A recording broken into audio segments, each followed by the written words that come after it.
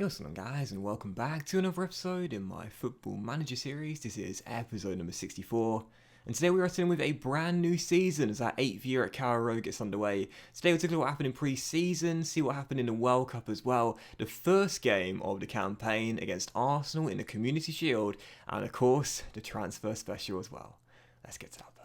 And when I say transfer special, I mean in terms of quality and not quantity. Yes, it was quite a quiet transfer window for Norwich City this summer, probably our quietest in about 4 or 5 seasons, and that's why I was able to get through all of pre-season in the summer and get this episode up for tonight as opposed to the original plan, which was Saturday morning.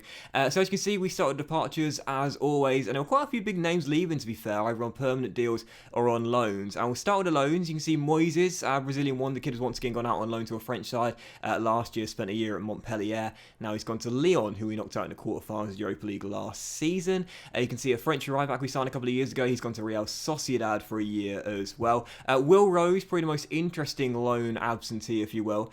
He's gone to Hillsborough for a season. He's been with us since he came out of the academy. I did give him some slight game time a few years ago, but really, 19 years old, not the best stats, good potential, but needs first team footballs. Hopefully he'll get it there at Sheffield Wednesday. And also has to do major departures on permanent deals. You can see Ben Thompson, who came in season 2, has finally left the club. He was out on loan last year at Stade Reims, I think it was, in France, and he liked it so much he decided to pack up and leave for good. I was going to offer him a contract, and I thought, do you know what, I love Ben Thompson, man, but he's never going to play for the club again on a consistent basis, so it's fair to let him go permanently and let him go elsewhere. So farewell, Ben, thank you for all your years of service, but now he's off to France for a clean break for his final few years.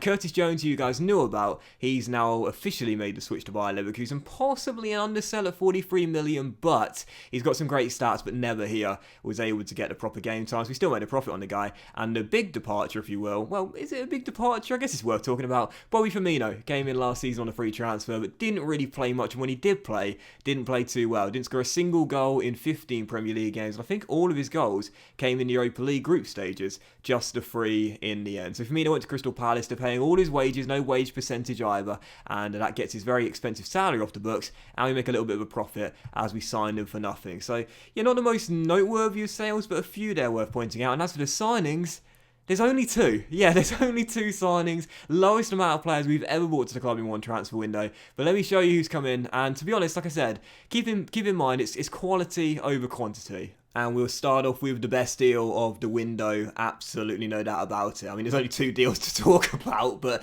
I'd definitely say this one represented the best value for money. Say hello to Max Aarons' right back opponent? No, right back colleague, if you will. Luigi, yes, of course, for the past few years, we haven't had a proper backup right back for Max Aarons, and last season he did go down around the winter time, and we really missed him. Luigi is in, and this is a young Brazilian fullback who can play with either feet. I absolutely love that, and whilst he's not got left back or left wing back as a trained position, I certainly will train him there once he becomes natural as a right back. So he's actually right now listed as a natural complete wing back on the right hand side. He can play further forward, no doubt about it, with the stats he's got. Looks very good when attacking. Can also play through the middle if need be, although I wouldn't play him through the middle with the pace he's got. But he's got some really, really good stats, and the ceiling is very high. And we only signed him for 21.5 million from Atlético Paranaense in Brazil right now. And as you can see, at just 19 years old, he's been a regular throughout all his years there in Brazil. A couple of years ago, he played 43 games and scored 13 goals. My goodness, let's just say this guy is certainly ready to make the next step up. So yeah, I really like his stats here. He's a quick lad with 15 acceleration, 16 pace, 14 fitness with 16 stamina as well. He's strong, despite being only 5'9", and he's got 20 agility and 18 balance as well. You got to love that. Mentally too, some nice stats here. You got 14 anticipation, 16 decisions, 14 off the ball, good on the wing back when going forward, and also 17 work rate as well. I do wish the teamwork and determination was slightly higher. Hopefully it will be as the seasons go by. And technically as well, again, it looks like he's really good when going forward. 15 for crossing, 13 for dribbling, 13 technique, and 13 passing. And also at the back as well, 13 marking and 14 tackling isn't bad either. Looks like a really good offensive-based fullback. I am training to play as a natural right back, and again, certainly a bargain at just 21.5 mil. The ceiling is very high. And as for the second and final signing, my goodness, this could be the quickest transfer special ever today. As for the second and final signing, well, I'll be honest here, I'm not sure this deal represents good value for money. but he's been on my radar for a few years, and I think those of you who missed out on bringing him to Carrow Road last season will be glad to know that even though you guys didn't win the poll last season with his vote, he's in for this season. Yes, you know who it is now. Ladies and gentlemen, we got him. Welcome to Carrow Road, Carl Crowley. Yes, I've been talking about this guy for 3 or 4 years, and finally, we've managed to bring him to Norwich City. Now, I'll be honest here, the transfer fee was way over what I wanted to pay, and I know you guys will be disappointed about the negotiated deal. As I said before, it's very hard to negotiate good deals, or at least I'm finding, in this year's Football Manager, unless the players have release clauses or are put on the transfer list. We had to spend £65 million to get him. No clauses or anything like that, but I think it's 40 mil up front and 25 mil over 12 months or 24 months. So it's not as much out of the budget initially as it will be over time. But yeah, it was way over the valuation for him, no doubt about that. But Crowley, he's only 21 years old, so he's still very, very young. Although he does turn 22 this week. And when you look at his stats for Everton as well, he's been a regular since he came to Goodison Park after his first 2 years there. And, he's got a pretty decent goal-to-game ratio. It's not terrible, but it's not great either. I guess the problem with Crowley is you just don't know where Everton will play him, because whilst he's listed as an inside forward on the right-hand side, he can play through the middle as an attacking midfielder. With his stats, he could probably play deeper. But of course, as a striker as well, I think that's where he's best suited to. He's got the elite striker media description. I'm not sure I'd classify him as that based on his form for the Toffees, but he's considered truly one of the world's football global superstars. And again, last season he missed out to Bamba in the poll by a nose, so now we've got him in, and I'm really happy to have got him a year later. So physically, Crowley, he's okay. He's alright. He's pretty average. 5'10" with only 8 jumping is a concern, but he's got 14 for acceleration and pace. Not bad with 16 balance as well. Mentally, some decent stats here. 18 flare jumps out of you with 16 off the ball, which is really important on a striker as well. Some slight concerns though. 13 anticipation, 12 composure, 12 concentration. That is a worry on a striker. You want to be clinical, but technically, Carl Crowley has got some absolutely amazing stats. 19 for dribbling, you got to love that. 16 first touch, 15 for finishing, 15 long shots with 14 technique, 15 passing, and a surprisingly high stat of heading,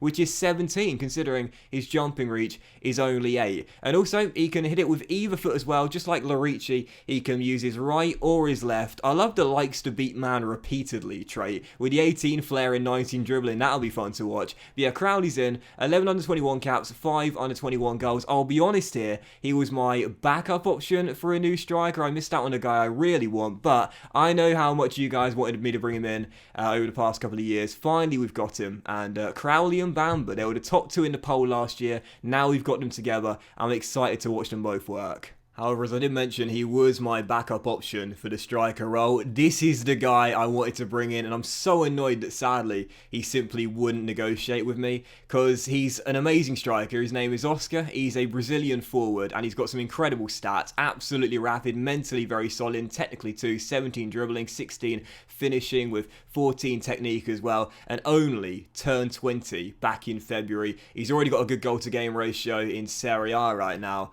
I was gutted because I agreed a deal of 85 million with Roma, but unfortunately he just would not negotiate, and I'm not one bit surprised. We're not good enough for this sort of player just yet, but hopefully Crowley will be just as good. So in the end, as you can see, we raised £54 million for our sales, most of that coming through Curtis Jones's deal, of course, and in the end we spent 87 million on our 2 new young players. And once again, when you look at the profit here, we have actually spent more than we raised this year, but only by 33 million. And that's not much when you think about it, considering the last 2 years we actually made profits over the course of the season. So again, we had more spend than income this year, but not by much. 33 million, that's very little. So on the finance section right now, we're still incredibly healthy. 192.5 mil in the bank balance. Sadly though, we only have 12.6 remaining in the transfer budget, which is really frustrating right now because the Curtis Jones deal was actually allocated to our transfer budget from last season. So that 43 million? That didn't go back into our transfer budget, unfortunately, because that deal was negotiated last season. That's why our budget has gone down to 12.6. But either way, we're still incredibly healthy right now, and I think if I was to ask the board for more money to work with, they'd probably grant that request. So right now the team is looking like this in our team report and squad depth section. We have a lot more strengths than weaknesses, which we should have from here on out in the series. So that's very nice to see. In terms of the squad depth as well, I say it every single season and I'll say it once again. I think we've made slight but gradual progression. I suppose the depth of the team is the only concern. Centre-back in particular is the slight worry for me right now, as we do not have anyone outside of Godfrey, Pavlic and Basia who I'll have much confidence in. Sadly, we missed out on Rafael Varane on the free transfer as he opted to go to Monaco instead of join us. But otherwise, you know, I'm happy with how the team is looking right now. We didn't spend any money on a player who's going to be a white elephant for us, or at least I certainly wouldn't think so. Again, Crowley's contract is pretty small when you think about it for someone that's described as an elite player. See our team leaders this year, Godfrey, Brewster and Aarons as the trio. You can see the social group section as well. We've got 3 splits right now. Only Carl Crowley is struggling to fit in. Hopefully he will make some friends not before long. I understand, Carl. I understand.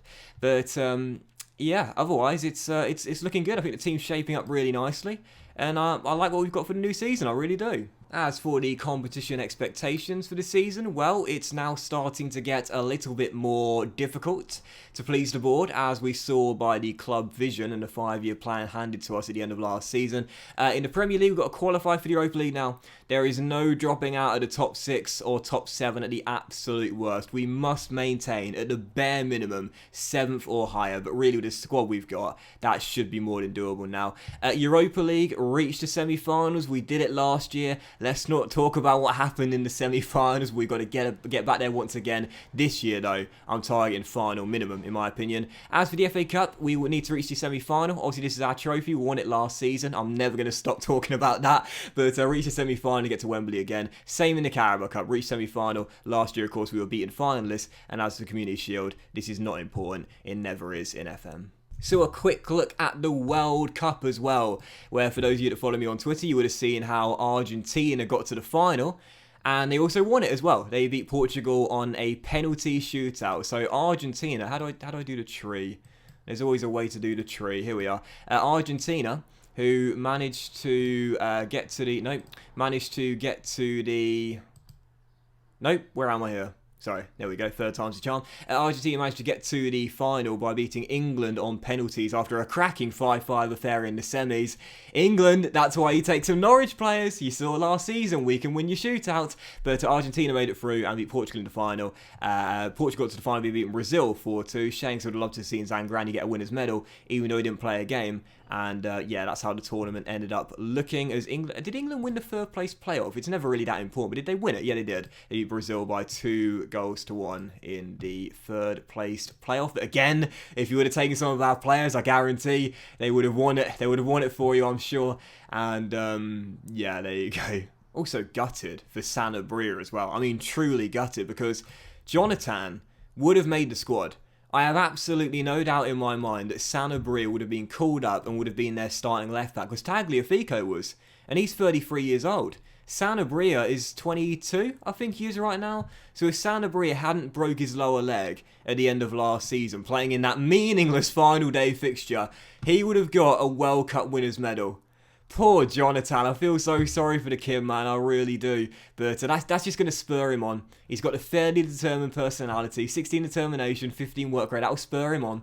That will spur him on to make the next World Cup squad and get involved in that one for Argentina. So as for pre-season, you take a look at what happened here. We won every single game apart from one against Emi Buendia's team. Of course, typical, right? And for those of you that have been asking, by the way, how is Emi Buendia getting on in China? Let me show you. He's still got some fantastic stats. I have actually been scouting him, and he would be open to a return. No doubt about that. And the fans love him. But I don't think it will happen until Beijing let him go on a free transfer at the end of his contract or at the end of another contract if they give him a new one, which I fully expect him to do, because he's on 91 grand a week right now. We can afford to pay that, but really he's turning 30 on Christmas Day. Fact of the matter is, I'm not going to bring him back when we've got enough squad depth in that position. So yeah, Buendia right now, he's getting on really well in China. He's getting on really well. We still love you, Emi, and maybe he'll be back at Carrow Road one day. I guess we'll have to wait and see. But that's how preseason went anyway. And as for our fixtures fixtures for this season. As you can see, we wrap up the season with some big ones here. You've got Everton at home, Sheffield United away. We lost last season at Bramwell Lane, and Spurs at home as well. And you can see the start of the campaign as well. We're opening up with Nottingham Forest next week, but I'm going to play the Community Shield today instead because we've never had it before. So that's practically it. I'll show you the season preview for the Premier League, where once again Arsenal, on it or not, I thought Arsenal were favourites. My eyes must have played tricks on me. I thought Arsenal were considered favourites. They're not. It's Chelsea this year. Interesting. Well, Arsenal have won the three-peat, and now Chelsea are the bookies' favourites this year. We, once again, have been told we'll probably finish 7th. And that seems to be a common theme for me in Football Manager. When I'm using a team like this, which I'm also often using a team like this, it's so hard for the media to consider us better than the top 6. Even in the past 2 years, that's where we have finished. Regardless, that's the team of the year, the Dream 11, I should say, with Bamba being our lone representative. And that's basically that. And by the way, on Herman Bamba, no interest in the guy, so the Ivorian is staying here, buzzing about that, because as we know, he is the best player in this team, and it's not even close. Last year, had an amazing debut season. I'm expecting more of the same from our number 5. So I think that's basically all I wanted to show you. So let's just dive right into the first game, and the only game in this episode. It is indeed the first ever Community Shield for Norwich City, as we take on the team that have been the best side in England since the save began. Right now in the injury report, as you can see, Jokic is coming back from a long-term injury, so he is not fit enough to play. Sanabria is still down with a broken lower leg. We probably won't see him again until around October, November time, I would say. And Alex Telles as well got hernia a few weeks ago, so we're lacking left-backs at the moment. And there you go. So this is our team for the game. Zangarandi is in goal. The back four is Warburton, Pavlovic, Godfrey and Arrows with Provenzano, Longstaff and Mount through the middle. Bamba supports the new man, Carl Crowley and Ryan Brewster up top. And on the bench, Farines, who might be leaving on loan. He wants to go to Benfica. I have accepted a loan offer from them. I wanted to loan out Henderson, but nobody wants to take Dean this year. So it looks like Farines is going to leave on loan because you don't need 3 goalkeepers. It'll be a shame to loan out the FA Cup winner last year and a vice-captain, but he's probably going to go out on loan because he deserves first-team football. Basia, Larici, O'Connor, Madison, Madu, and Abbey as well. So first and only game, it's Arsenal in our first ever Community Shield. Come on, you Canaries. Oh, that's another player I missed out on in the summer as well. Ethan Mpadu. He was put on a transfer list for £21 million by Chelsea, and they accepted the bid. I put in a £21 million bid, they accepted it, but unfortunately, whilst he agreed £120,000 a week with Arsenal, with me, he wanted 250 grand. And I was like, sod that, you're not getting that, mate. But Arsenal must have paid some clauses as part of that deal. Yes, they did. But anyway, he's made a switch to North London, and Salu missed out on him in the summer because I was not going to pay 250 grand. Great player, but not worth that. But I'm going to passionately say to the boys here, these fans have been fantastic for us. They're the ones who really pay your wages. Go out there and win this for them, as we look to pick up our third trophy of the season in total. But of course, really, the FA Cup will still be the only one that counts. Let's see how we get on here at Wembley. I do feel very confident in our team this year. I really do. I think we've got what it takes to break the top 4 up. We should have done it last year. But of course, we bottled it. And I say we, I mean I bottled it right towards the end of the campaign. Although I'll never, ever, ever forgive myself for the West Brom slip-up. I will say that Europa League semi-final second leg was absurd. But either way, still 0-0. First highlight coming 33 minutes in, and the first goal as well. Guisant whips in a deep free kick, and Axel Tuanzebe makes it 1-0. 8 seasons in, but we still have the same old problem. We cannot defend set pieces, and I know some of you guys have a similar problem to me. Not everyone, but some of you guys do. I really hope that SI do decide to tweak it a little bit next year, because I think personally they are just far too overpowered. We also score a lot of set pieces as well, and right on cue have got one as well. Bamba whips it in, Brewster makes it 1-0. Yeah, set pieces in FM20, both scoring and particularly conceding, are far too common. Fantastic delivery by our number 5 though, we know he's good at those, and Rian Big Game Brewster, start as you finished last season, makes it 1-1. By the way, Rian Brewster, oh, you are joking. You're absolutely joking. And Padu's header. Oh, Zangrandi! Zangrandi, I should be loaning you out, mate. 3 goals, all coming from set pieces, but really, Zangrandi's got to save that. Was it Guendouzi or Mpadu that won the header? I think it was Guendouzi. Oh, Zangrandi. Butterfingers, scoops off the turf, hits him in the chest, and it's turned in by Tuanzebe for his second goal of the game. 3 goals in 11 minutes coming from set pieces. Anyway, sorry, what I was going to say there is that Ryan Brewster has signed a new contract. He had, I believe, 1 or 2 years left on his deal. I think it was just a 1 year, actually. And I decided to give him a contract extension just because I was interested from Spurs. I wouldn't have been against selling him, but the bid they put in was £30 million. And, you know, you can say what you like about Brewster and his penalties last season, but listen, the goal-to-game ratio he's got regardless has still been incredibly impressive throughout the years. And there was no way I was going to sell him. The Golden Boot winner last year for £30 million. So Brewster signed an extension, and I still believe he will continue to be consistent for us in this team. Anyway, 12 minutes to go. You are absolutely joking. Zangrani makes a good save there, and it's still 2-1. Not the best of performances from Crowley today. Going to bring on Luigi for his senior debut for the side, as we still trail by 1. I think this will be a loss in the Community Shield. Not really fussed about it though. Would have been nice to start off with some silverware, but again, doesn't really count, does it? As I always say, the Community Shield, in my opinion, is a bit of a glorified friendly, as we're still down by a goal. There might be a chance here for Luigi just off the bench. Oh, and he almost scored a goal on his debut. Bamba's corner. He's going to come straight back to him. I think the flag's up for offside. No, it's not. Oh, it's a goal. It's a goal, and Provenzano's made it 2-2. Sorry for a second there. I thought Bamba was surely offside. Matteo nodded the ball back to him after the corner was cleared initially. And, well, someone must not have stepped up there, because Herman... Yeah, I thought Herman was offside, but instead, I can't click on him. Who's that? Who's that? Well, someone was keeping Bamba onside as Provenzano makes it 2-2. So, we're set for a penalty shootout. Oh, no. Oh, can I just bring on Farines? I never paused the game, so I apologise for that, but can I just bring on Farines? I'd love to see Farines come on and win us the shootout like he did in the FA Cup. Oh, Ben, we might not get there, because Ben might be punished here. It's Chiatti, it's an easy save. Sangrandi's just hoofed the ball into touch so he can be taken off of Farines. Talk about a team player. He'd love to be the hero, but instead, he respects the wishes of the manager. Kepa, take note. So here we go then, penalty shootout. I'm going to let the boys decide for themselves here. Although I'm tempted to let Farines take the first one. I'll let him take it. It's just a bit of fun. Farines can take the first one. After that, the boys can decide for themselves. I don't care about the Community Shield. It's just a bit of fun. It's just a bit of fun. Farines, first man up. And oh, it's just so cool. I don't want to loan him out. I want to loan Dean out, but nobody wants Henderson. I have just signed him to an extension as well, as his deal is due to expire at the end of next season. I should say this season even. But I want to keep Farines here as a backup, but really, defenders Wayland deserves first team football, man. We love him so much. As Brewster scores, that makes it 2-1. Cuisance against the vice captain. Can he pull off the heroics in the Community Shield? Oh, he's put it wide. Didn't need to. Guessed the right way, but Cuisance might be good from free kicks, but shocking from penalties. Chance for Matty to give us a 2-goal cushion in the shootout, which he does. Everton to stand up and take the next one, and Arsenal really need to start scoring every single one now, and they've scored that one. It's 2-3. Drew Warburton. I have to say, I don't have much confidence. Then again, I didn't have much confidence in Madu last season. And Madu proved me wrong, as is Drew. So that means Arsenal must score both their remaining penalties. And if we score our next one, we win. So we've got 3 chances to win the Community Shield. It's Chiatti.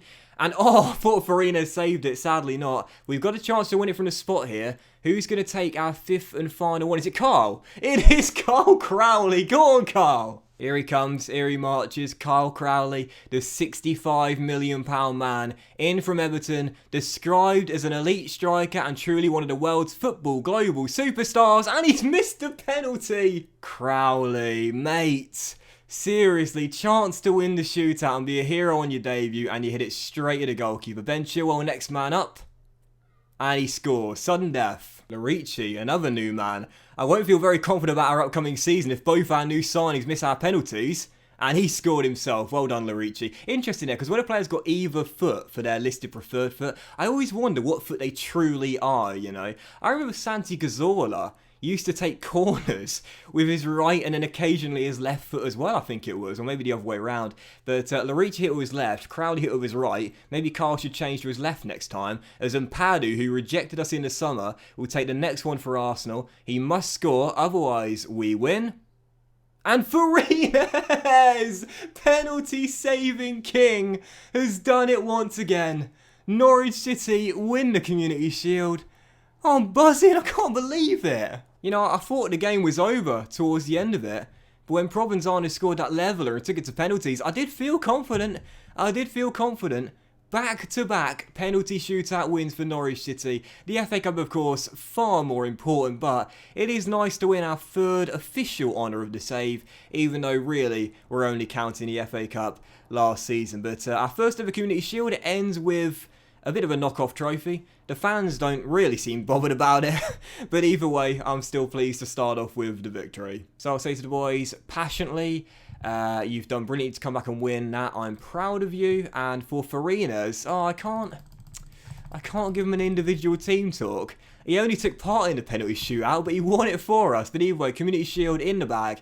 Good to start off with an unofficial trophy, if you will. It is a trophy, as we do get the silver, despite Carl Crowley missing what would have been a winning penalty on his debut. But I wonder if Farinas has gone into the favoured personnel. I'd love to see that. He's not, sadly not, although I think I've moved up the icons list just by winning a Community Shield. But there you go, no Farinas yet. I'd love to see him get into favoured personnel. I've got such a big fan of number one. But again, I have been trying to loan out Dean. Again, I've been very active in it. I've constantly offered him out to clubs, but sadly, because he has just signed a new contract here, because his deal is due to expire at the end of this current season, he decided, or clubs have decided, he's not going to want to move on, even for a one-year loan. So yeah, Farinas, I think, is going to go to Benfica on a one-year loan, as that is the club he was most interested in. I'd be gutted to lose him for a year, but at least not permanently. We'll always love you, Farinas. Penalty shootout king. But that was this episode of the Football Manager series, guys. So we thank you for watching. Hope you have enjoyed it. And if you did enjoy today's episode, then please drop a like. Much love to you all. Have a fantastic day. And I'll see you for the next episode very soon, featuring the group stage draw for the Europa League, the first game of that group, and Everton away at Goodison Park as Carl Crowley goes back home. Have a great day, guys. Much love. And I'll see you for the next episode very soon.